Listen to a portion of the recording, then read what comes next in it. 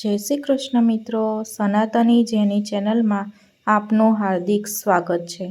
મિત્રો, શ્રાદ્ધ પક્ષમાં નિત્ય સાંભળવામાં આવતું ગરુડ પુરાણ, તેનો આજે આપણે 3જો અધ્યાય જોવાના છીએ. આગળના વિડીયોમાં આપણે અધ્યાય નંબર 1 અને 2 જોયો. તો મિત્રો, 3જો અધ્યાય ચાલુ થાય છે.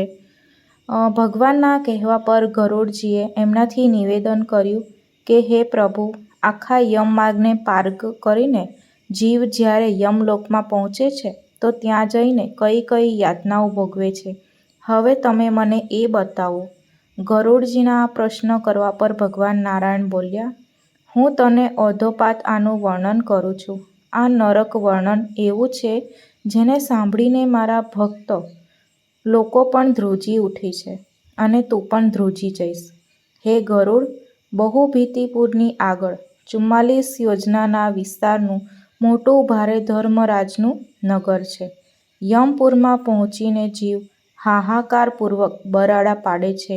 એના આ પ્રકારના બૂમો પાડવાના સાંભળીને યમપુરમાં રહેવાવાળા ધર્મધ્વજ નામના દ્વારપાલ એના વિષયમાં ચિત્રગુપ્તથી જીવના બધા શુભ અશુભ કર્મોને કહે છે. એના પછી ચિત્રગુપ્ત જઈને એ પ્રાણીના શુભ અશુભ કર્મોને ધર્મરાજથી નિવેદન કરે છે. હે ગરુડ, જે નાસ્તિક છે, હંમેશા પાપ કર્મમાં લાગેલા છે, ધર્મરાજ એને સારી રીતે ઓળખે છે. એના પર પણ એમના પાપોને ચિત્રગુપ્તથી પૂછે છે. પછી ચિત્રગુપ્ત બધું જ જાણવા હોવા છતાં મનુષ્યના પાપોને શ્રવણથી પૂછે છે. સ્વર્ગ, ભૂમિ, પાતાળમાં વિહાર કરવાવાળા શ્રવણ બ્રહ્મના પુત્ર છે અને એમને દૂરથી સાંભળવા અને દૂરથી જોવાનું વિશેષ જ્ઞાન છે. એમની સ્ત્રીઓ પણ એમની જ જેમ દૂર સુધી જોવા અને સાંભળવાવાળી હોય છે, એટલે કે પરંતુ એમના નામ અલગ અલગ છે. સ્ત્રીઓના જેટલા કામ છે એમને તે બધા સારી રીતે જાણે છે. તે બધા શ્રવણ, શ્રવણી, મનુષ્યના છુપાયેલા કર્મો, પ્રગટ કરેલા કર્મો, કહેલી વાતો તથા વ્યવહાર અને કરેલા કાર્યોના તત્વને જાણે છે. તે બધા એ જ રીતે ચિત્રગુપ્તથી કહી દે છે. ધર્મરાજના દૂત મનુષ્યને મન, વચન અને શરીરથી કરેલા શુભ અશુભ સંપૂર્ણ કર્મોનો સારી રીતે ઓળખે છે. સત્ય બોલવાવાળા શ્રવણ લોકો મનુષ્ય અને દેવતાઓના બધા કર્મોને જાણવાની શક્તિ રાખે છે. તેથી તે બધાની વાતો ધર્મરાજને કહી દે છે. પરંતુ વ્રત, દાન તથા સત્ય વગેરે વ્યવહારોથી જે ભક્ત મનુષ્ય એમને પ્રસન્ન કરે છે, એમના માટે તેઓ સ્વર્ગ અને મોક્ષને આપવાવાળા છે. તેઓ સત્યવાદી શ્રવણ પાપીઓના પાપ કર્મને જાણીને ધર્મરાજની સામે કહીને પાપીઓ માટે દુઃખદાયી હોય છે. સૂર્ય, ચંદ્રમા, વાયુ, અગ્નિ, આકાશ, ભૂમિ, જળ, હૃદય, આત્મા, યમ, દિવસ, રાત્રિ, બંને કાળની સંધ્યા અને ધર્મના મનુષ્યના આચરણને જાણવાવાળા હોય છે.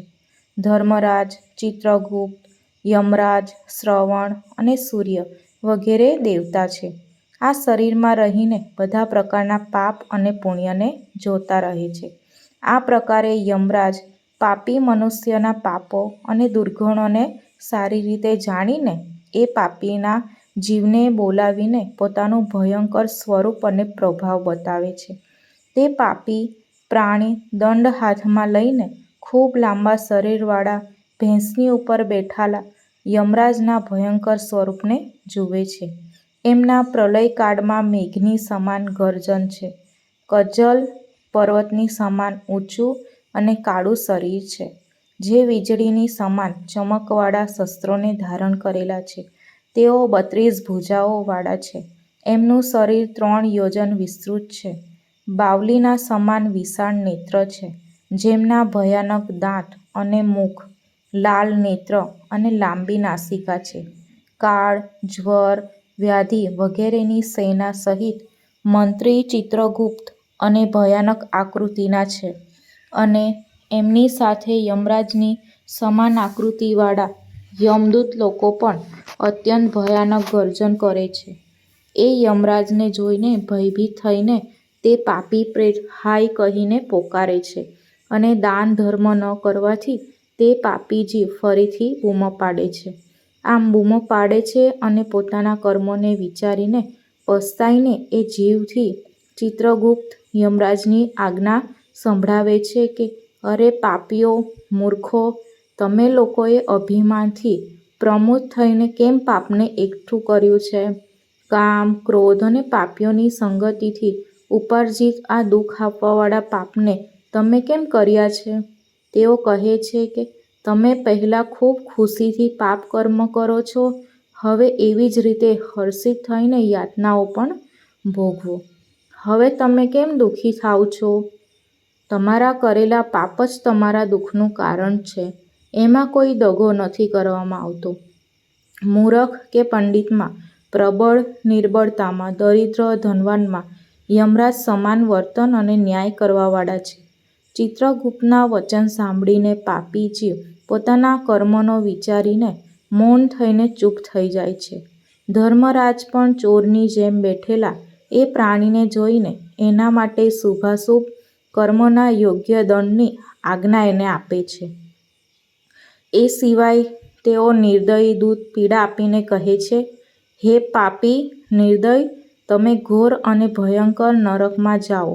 યમરાજની આજ્ઞા મેળવીને પ્રચંડ, ચંડ વગેરે દૂત એ બધા પાપીઓને એક ફંદામાં બાંધીને નરકની તરફ લઈ જાય છે. ત્યાં સળગતી અગ્નિની સમાન મહાવિશાળ એક વૃક્ષ છે. એનો વિસ્તાર 5 યોજનનો છે. 1 યોજનની એની ઊંચાઈ છે. એ વૃક્ષની ડાળીમાં નીચેની તરફ મુખ કરીને એ પાપી પ્રાણીને બાંધીને ભયંકર યાતના આપે છે. એ વૃક્ષમાં બંધાયેલો સળગતો જીવ રોવે છે, પરંતુ ત્યાં એની રક્ષા કરવાવાળું કોઈ નથી હોતું. એ સેમલના વૃક્ષમાં અનેક પાપી લટકીને યાતના ભોગવે છે અને ભૂખ તરસથી પીડિત થઈને યમદૂતો દ્વારા તાડિત કરવામાં આવે છે. મદદહીન એ પાપી દૂતોથી હાથ જોડીને કહે છે, હે દૂતો, અમારા અપરાધને ક્ષમા કરો. આ પ્રકારે કહેવા પર પણ એ પાપી પ્રાણીઓને લોખંડના સળિયા, મુદ્દર, તોમર, ગદા અને ભાલ તથા મૂછલ વગેરેથી યમદૂત મારે છે. મારવાથી જીવ મૂર્છિત થઈ જાય છે. એમને આ પ્રકારે મૂર્છિત જોઈને યમદૂત લોકો આ પ્રકારે કહે છે, હે પાપી, દુરાચારી, તમે આવા દુષ્ટ કર્મો કેમ કર્યા છે?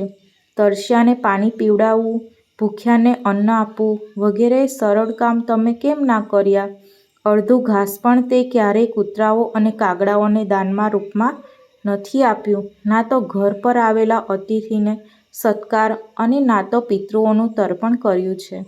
હે જીવ, પોતાની યાતના છોડાવવા માટે ના તો તે ક્યારેય અન્નદાન ના કર્યું, જેનાથી તારે આટલી યાતના ના ભોગવવી પડે, ના તો તે સાધુઓની સેવા કરી, એનાથી પોતાના કર્મોના ફળને ભોગવ, જેના કારણે તે અધર્મને સંચિત કર્યો છે.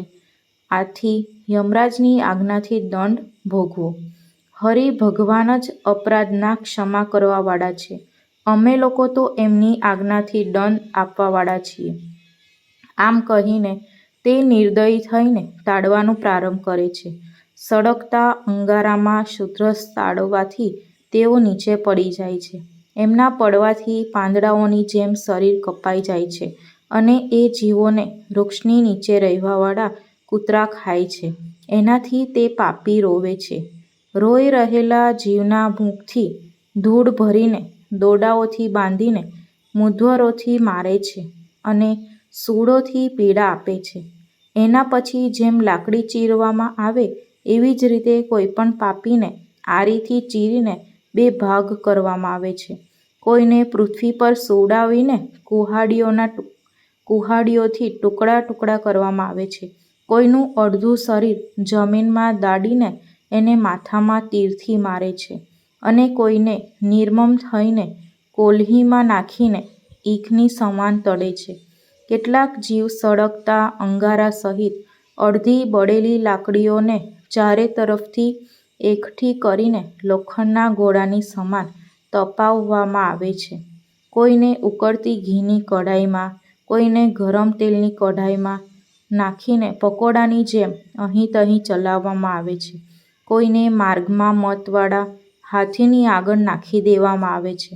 કોઈને હાથ પગ બાંધીને નીચે લટકાવવામાં આવે છે. કોઈને કૂવામાં ફેંકવામાં આવે છે.